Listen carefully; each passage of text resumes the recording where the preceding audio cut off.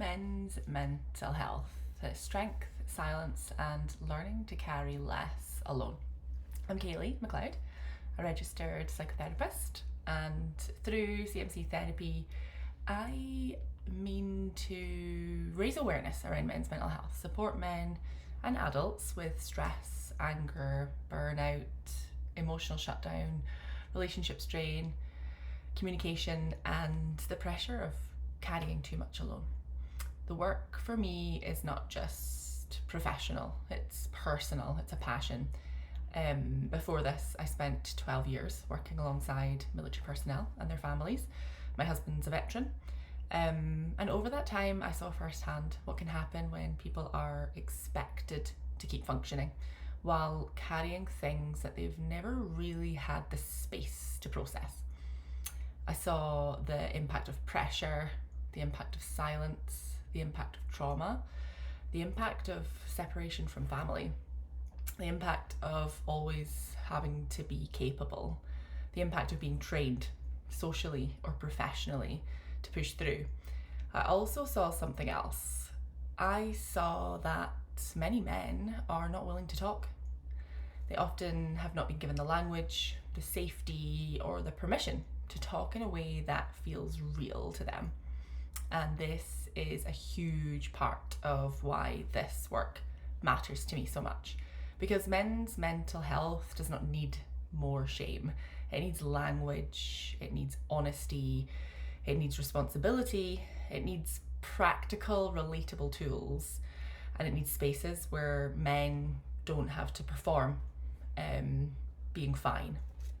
So I wanted to talk a little bit about this in sections. So to start us off, why I think men's mental health can be so hard to talk about.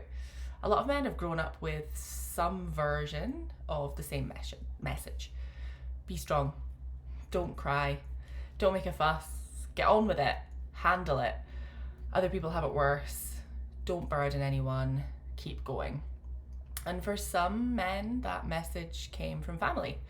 For others, it came from school, sport, work, the military, trades, culture, or relationships. And to be fair, some of those messages can build resilience. There's value in discipline. There's value in responsibility. There's value in showing up when things are hard. But there's a difference between resilience and emotional silence. Resilience says, this is hard, but I have tools, support, and values to help me through it. Emotional silence says, this is hard, but I must not let anybody know that it's hard. Those are not the same thing. One builds strength, the other often builds isolation. And isolation is where a lot of men get stuck. Because from the outside, they may, and they often do, look totally fine. They're working, providing, parenting, leading, fixing things, making decisions, showing up. But internally, they're struggling. They might be exhausted, angry, numb, disconnected, ashamed, or overwhelmed. Functioning is not the same as coping. That is an important distinction. A man can still go to work and be struggling. He can still pay the bills and be emotionally shut down. He can still love his family, but not know how to connect with them. He can still be responsible, but need support. Needing support does not cancel out strength. Sometimes it's the next responsible step.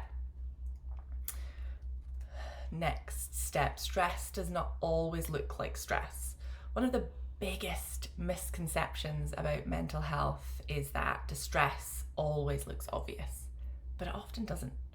Stress does not always look like someone saying, I'm stressed.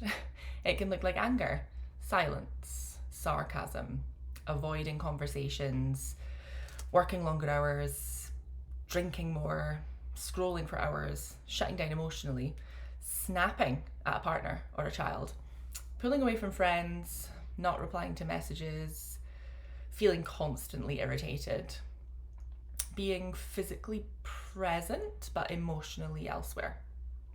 And this is where psychoeducation matters. Because if a man does not understand what stress looks like in his own body and behaviour, He may only notice it once the damage has already happened. He may notice it when his partner says, "You're not here anymore." He may notice it when he snaps at his child and regrets it. He may notice it when he's sitting in the truck, the hotel room, the basement, the garage, or work site thinking, "I just don't feel like myself." He may notice it when the thing that used to take the edge off isn't working anymore. And that's why I often use the idea of mental health maintenance. Most men understand maintenance. You check tools, you inspect equipment, you service the truck, you replace worn parts before failure happens. You deal with small issues before they become dangerous. But many men wait until they're at breaking point before they check in with themselves. Mental health maintenance is asking some of these questions earlier. What am I carrying? What is my stress level out of 10? What am I using to cope? Is it helping me or is it costing me? What warning signs have I been ignoring because I'm still functioning? Support before crisis is maintenance, and maintenance is not weakness, it's responsibility. Let's talk about anger. Anger is often the surface, not the whole story. A lot of men come to therapy because of anger, or because someone close to them said, "You're always angry, you snap over nothing, you shut down, you scare me when you get like that. I don't know how to talk to you anymore." Anger matters. It can damage relationships. It can create fear. It can leave children walking on eggshells. It can lead to shame, regret, and disconnection. So we do not excuse it, but we do need to understand it. Anger is often the surface emotion. Underneath anger, there may be, and there usually is, hurt, fear, shame, stress, grief, rejection, exhaustion, powerlessness, feeling disrespected, feeling not good enough, feeling like everything is on you. For many men, anger is the emotion that feels most available. Sadness may feel weak, fear may feel unacceptable, vulnerability may feel dangerous, and need may feel humiliating, like needing something. But anger can be powerful, it can feel powerful. So anger becomes the language. But anger is not always the full message. Sometimes anger is saying, "I'm overwhelmed, I feel dismissed, I don't know how to ask for support, I feel like I'm failing, I'm hurt, but I don't know how to say that. I'm scared, but anger feels safer." Understanding anger does not mean avoiding accountability. It means becoming more accountable. Because once you understand what is underneath the anger, you have more choice with what you do with it. A useful question to ask: what is this anger protecting me from feeling? Or if my anger could speak honestly without attacking anyone, what would it say? And that is where change starts. Relationships. Intimacy often needs fuel. In my practice, I hear men very often say over and over again, "The intimacy's gone, there's no spice anymore, I don't feel wanted, my partner doesn't desire me, I can't have a relationship without intimacy."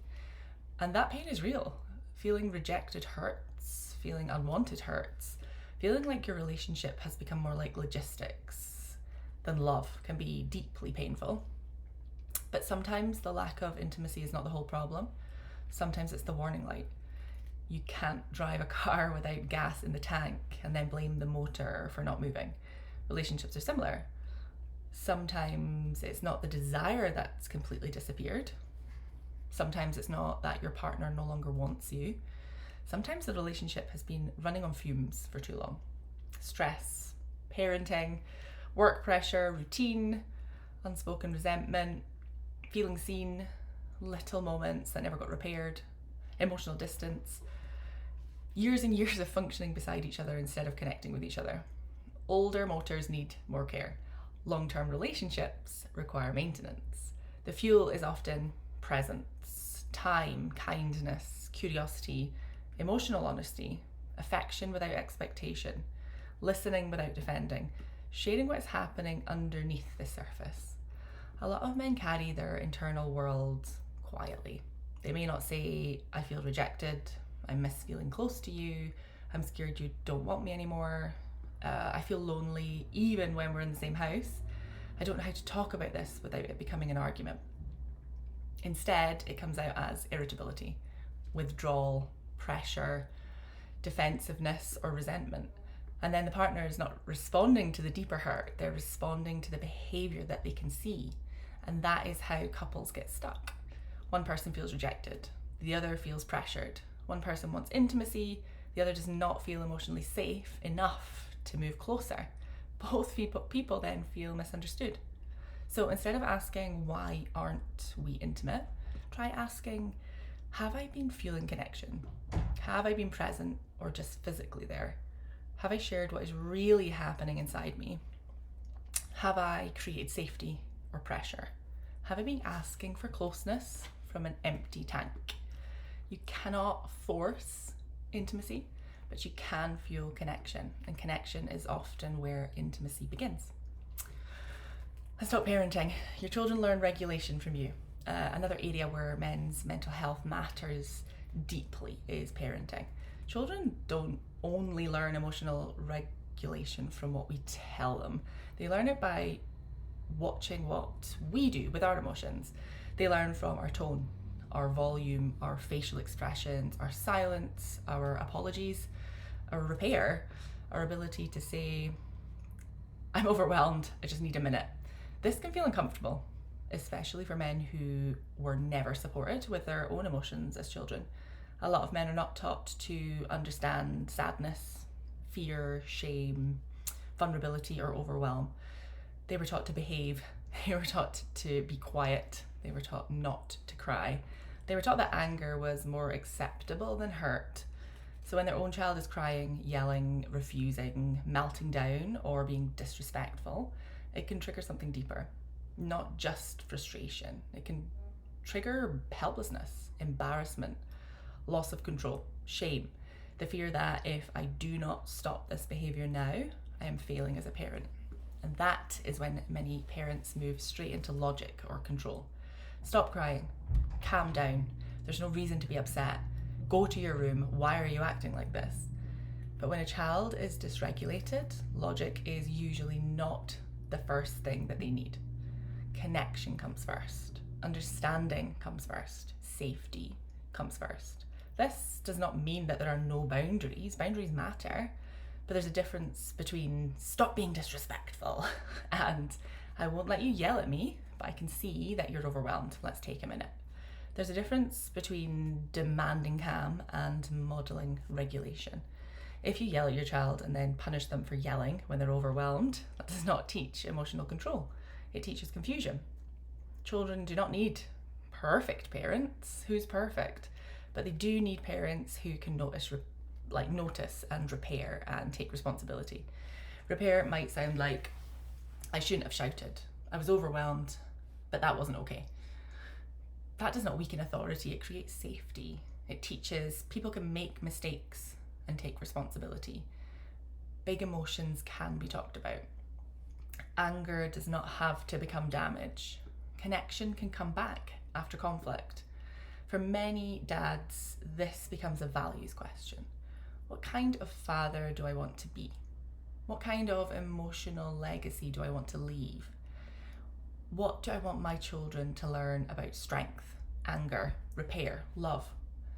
If you can't do it for yourself yet, do it for your kids. Because one day they will handle stress the way that they learned stress is handled. Working away, military life, 2 and 2, the cost of carrying it alone. Working alongside military personnel and their families, for me, taught me a lot about separation, transition, pressure, and identity.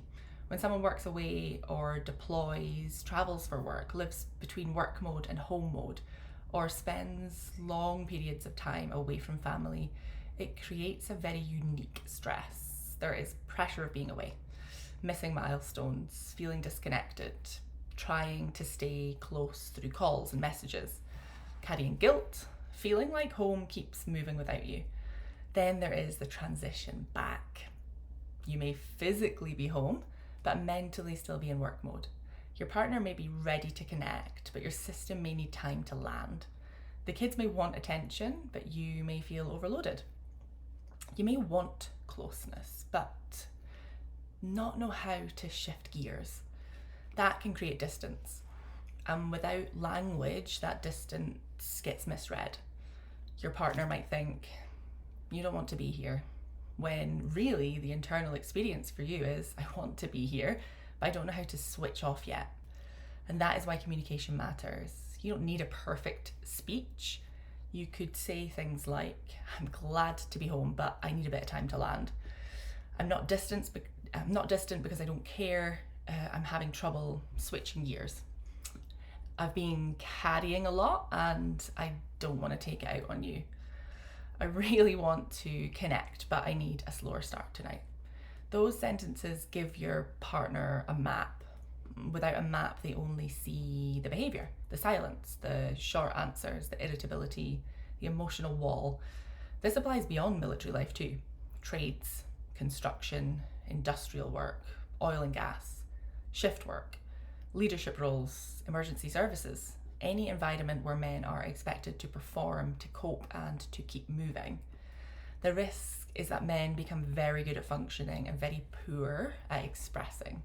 And that gap can cost them their relationships, identity, health, and their sense of self. ADHD, shame, and misunderstood men. Another area I care deeply about is ADHD. As a woman newly diagnosed in my 30s and a mum to 2 boys, one diagnosed, one on its way, this is both personal and professional. ADHD is often misunderstood as laziness, lack of discipline, carelessness, or not trying hard enough. But ADHD is not just being distracted. It can feel like knowing exactly what you want to do and still not being able to start. It can feel like caring deeply and still forgetting. It can feel like wanting structure, but living in chaos. It can feel like being smart, capable, and completely stuck. And for men, ADHD can show up as anger, impulsivity, procrastination, unfinished projects, emotional reactivity, forgetting important things, needing pressure to activate, feeling criticised very easily, feeling like you're always behind.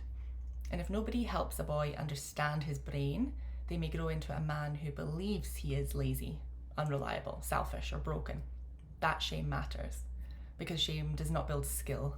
Shame usually creates more avoidance, masking, defensiveness, anger, or burnout. A better question is not, why can't you just do it? It's, what does this brain need in order to get started? That might mean structure, timers, body doubling, lowering the first step, external reminders, reducing shame, understanding emotional overwhelm, building systems that work with the brain instead of constantly fighting it. ADHD is not an excuse, but it is an explanation, and explanations help us move from shame to strategy. Practical tools, so small steps that can create change. So what can men actually do? Some practical tools, not in theory, but in real life. Here are some practical starting points. So 1, learn your warning signs. Ask yourself, how do I know I am not okay?